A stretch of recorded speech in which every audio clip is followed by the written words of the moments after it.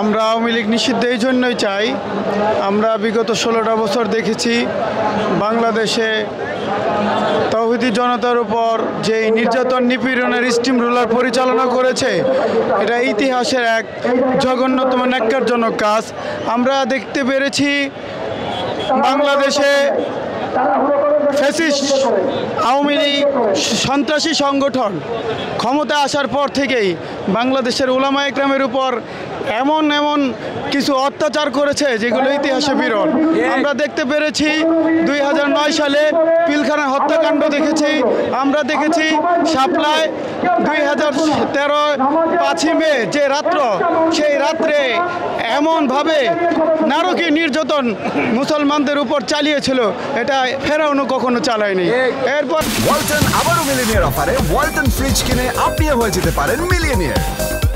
Millionaire ছড়াছড়ি দেশ জুড়ে, এটা শুধু ওয়ালটেনই পারে।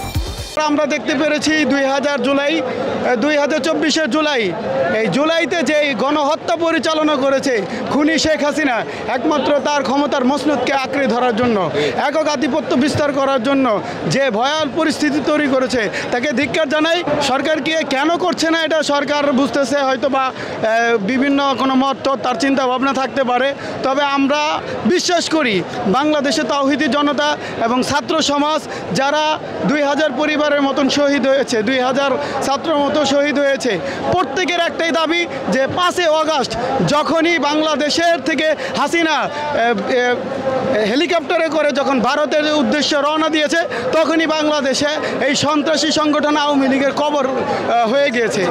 কবর রচিত হওয়ার পর ডক্টর ইউনূসকে আমরা একটা কথাই বলতে চাই, 2025 জুলাই আসার আগে আমরা এই সন্ত্রাসী সংগঠন আওয়ামী লীগকে নিষিদ্ধ ঘোষণা করে তার সর্বোচ্চ শাস্তি কার্যক্রম করতে চাই।